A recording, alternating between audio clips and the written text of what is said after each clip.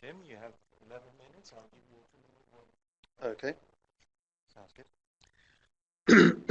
Okay. Yeah, unfortunately, Dave couldn't make this meeting, so I'm going to be a proxy for Dave, and so jumping straight into it. So let's give some background. So these are some PSR searches using scattered light, and so there's a figure here from Haruyama et al. That imaged Shackleton Crater using the Selene terrain camera. And so the light source for this was this light, sort of the illuminated crater rim here, and it was shining light in that allowed you to sort of image the terrain camera. Now the terrain camera wasn't a particularly sensitive camera because it was designed for looking at bright surfaces and sort of high magnification, and so so even a fairly insensitive camera was able to sort of image inside a crater with scattered sunlight. And so this result showed that the surface albedo was too low for abundant unmixed surface ice, and that's the result from there. So another study that's looked at scattered light into PSRs is Page et al. 2010, and they compared their diviner results with an illumination model that also that calculated surface temperature using a thermal model for the surface, and they included direct and scattered sunlight, and also direct Earthshine. So, but the model that they used for Earthshine was very simple, so based on results from the 60s on this sort of Earth radiation budget model. And so actually the Earthshine illumination is actually quite a bit more complicated than that, spectrally in terms of the power it delivers. And then, excuse me. Also, there was a study by Mazurika et al. In 2011, and they estimated the scattered sunlight at selected points within PSRs, and they got surface radiances up to about sort of 7,000 milliwatts per meter squared, and annual averages, up to about 1,500 milliwatts per meter squared. And this study included Earth visibility estimates, but no estimates of the actual energy input getting into PSRs from Earthshine. So that's where things stand. So this study, we're interested in Earthshine as in Earthlight as a secondary illumination source in PSRs. And so the questions we're interested in is, can Earthlight provide sufficient radiance to influence the stability of volatiles in PSRs, either as a heat source or spectrally, that certain wavelengths of light might get in there and sort of have some sort of chemical effect inside PSRs. And then another objective is in the absence of sunlight, and this is maybe more of an exploration type objective, is this Earthshine, the scattered Earthshine, actually bright enough to be able to see things in PSR? So being able to image optically, being able to do photometry imaging, spectroscopy, and polarimetry in these areas. And the great thing is, if you could do this with scattered Earthshine, it means that you could look into areas without having an artificial light source. So you'd be able to look into PSRs without actually perturbing that environment. And so that's another interesting objective. So the approach we're taking for this is, so we start off by using an idealized Shackleton Crater geometry located at the South Pole. And so this is azimuthally symmetric profile, so you don't use a DEM. It's a very simple shape model. And so then we also utilize the virtual planetary laboratory. And so this is where a tool for modeling the Earth spectrum.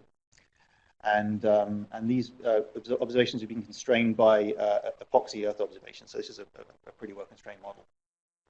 And so we compute the direct and scattered illumination of the crater at the solar band, but also at the thermal band. And that's very important because they have quite different characteristics. Okay, so this is a sketch of the illumination at Shackleton Crater.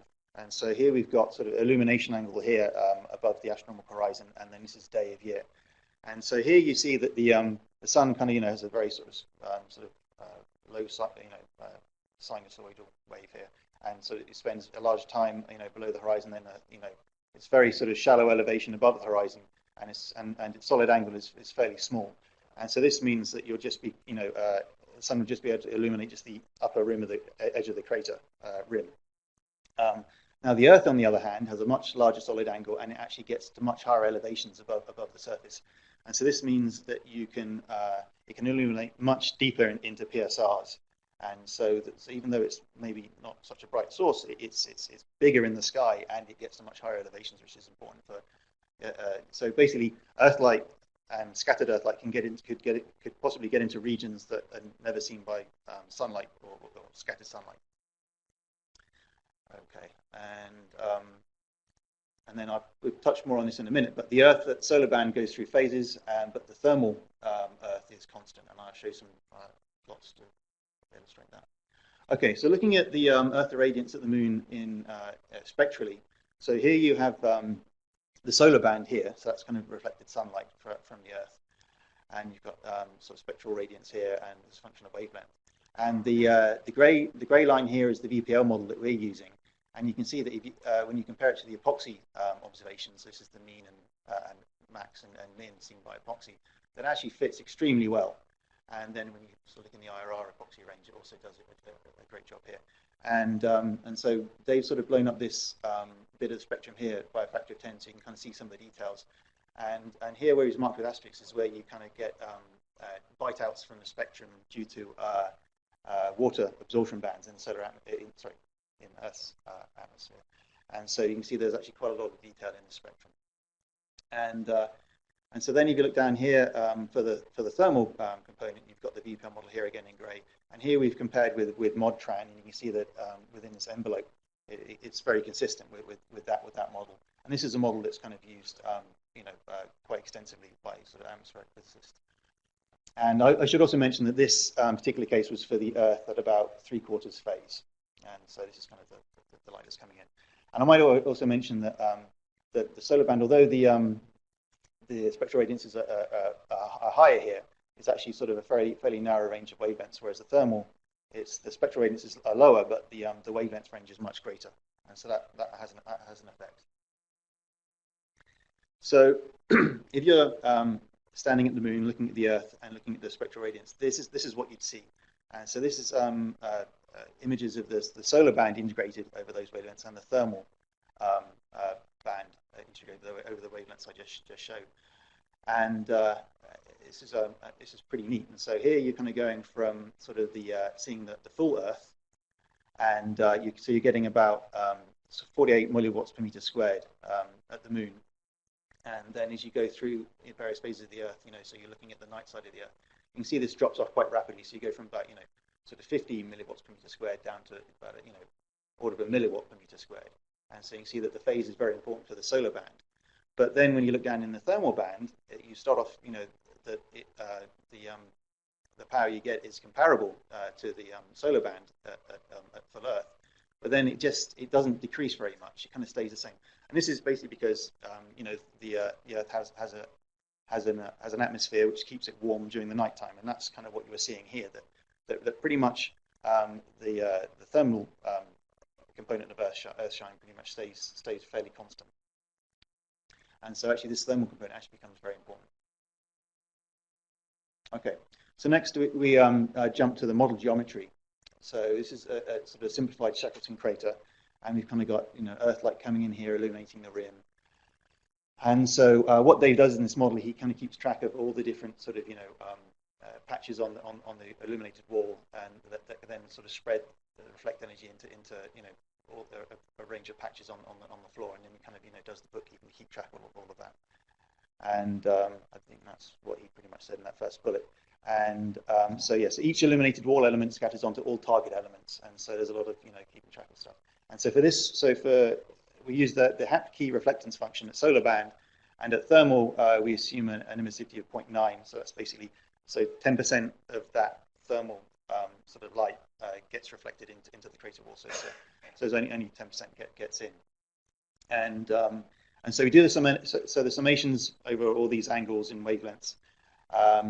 So give the scattered light irradiance at the crater floor. Okay.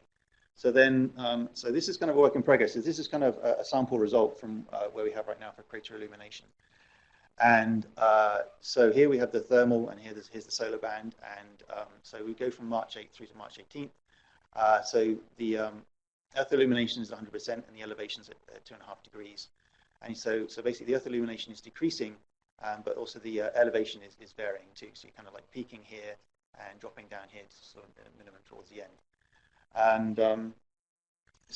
And okay, so because this is quite computationally intensive, Dave focused initially on a patch on the crater floor. So he kind of modeled the illumination at the crater rim, but just considered this patch here just so he could kind of do the calculation in a reasonable amount of time. But obviously we're gonna fill in and do the rest of the crater as the next step. So what you see here with the thermal band is that you don't is that pretty much you okay that the thermal doesn't vary with Earth illumination, as we showed in that previous hill pix plot, because the Earth is still warm at night time, and so you see that there isn't a huge variation with Earth illumination. So what you are seeing for both cases is there is a big variation. Oh, and you do see that variation with Earth illumination more in the solar band. So you can see it kind of like drops off a lot more towards the end of this sequence. But you can see that both are very sensitive to the elevation of the Earth above the horizon. And so you can see here that you kind of get a peak here where the elevation is highest, and this is particularly sensitive for the solar band. Okay, thanks. Okay, so one of the take-home message from this is that when you sort of get this peak at this time here, that for the solar band you're getting about 1.5 milliwatts per meter squared from the solar band, and about 0.4 milliwatts per meter squared from the thermal for the peak patch on the crater floor. Okay, so the summary and status. So surface irradiance of Earth scattered light within Shackleton Crater gets as large as about 1.5 milliwatts in the solar band, per meter squared in the solar band, and about 0.5 milliwatts per meter in the thermal, and this is sort of dependent on Earth phase and elevation angle. Although the Earth phase, the thermal band is less sensitive to the Earth phase, as we mentioned. So these values are within an order of magnitude of present estimates for the internal heat flow for PSRs, and so that's kind of so for any sort of light source in a PSR to become important, you pretty much got to be comparable or brighter than the internal heat flow. That's kind of like your base level, and you can see that we're smaller than that, but it's perhaps not insignificant in terms of heat flux. But obviously there's also a spectral element to this too. So the current tasks that Dave's working on is to estimate the interior surface brightness under these illumination conditions, so to sort of fill out that crater, and sort of determine can the interior of the crater be measured with high signal to noise using just Earth light alone, using scattered Earth light, so being able to look into PSRs without having to artificially perturb the environment. And so Dave also wants to expand the use of the VPL and look at results for one-day cadence, or spanning a full lunation, and then also maybe even sort of one full precession cycle, 8.5-year precession cycle at the moon, and look at the time averaged energy input. And so yeah, this is where we're at right now. Thanks.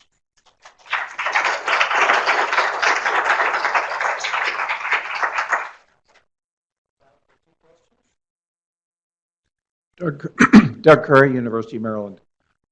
Just for the center of the crater, how does that illumination compare with eyeball visibility?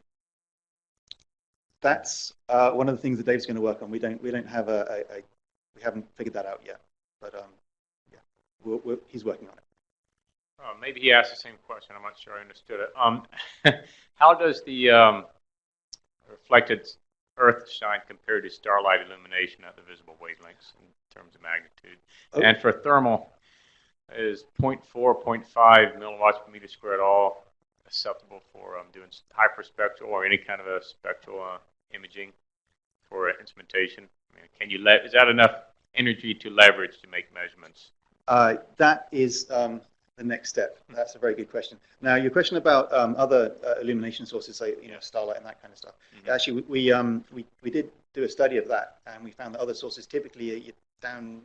So this reflected Earthshine was at the sort of milliwatt per meter squared level, whereas other sources like CZL, starlight, the rest of it, they're more at the sort of microwatt per meter squared. So it's quite a bit reduced from this.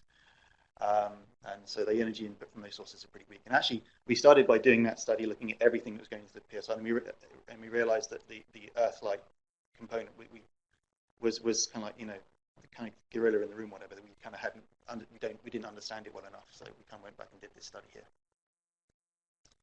How fast is very good time? The clouds come and go. That affects the visual view quite a bit. Make it hard to Yeah. time during. Absolutely, and that's what motivated us to go and talk to the guys who do this. We have this VPN model and actually get really realistic emissions from the Earth to try and do it thoroughly. Yeah, I agree. This is a really important thing to do, but keep in mind that if you were standing down in one of these PSRs, the brightest light source typically is the surrounding illuminated terrain. So the rim of that crater, including on Shackleton, usually has sunlight on it, and that radiance is much, much higher than these numbers. Yeah, I think this would be interesting in terms of is when you're not looking towards the sun, but kind of looking towards the Earth. So then that's your only illumination source. I totally agree. I think Yeah. sometimes this is going to be the dominant source, Yeah. but usually it's not. Okay, all right. Wonderful discussion. Please continue.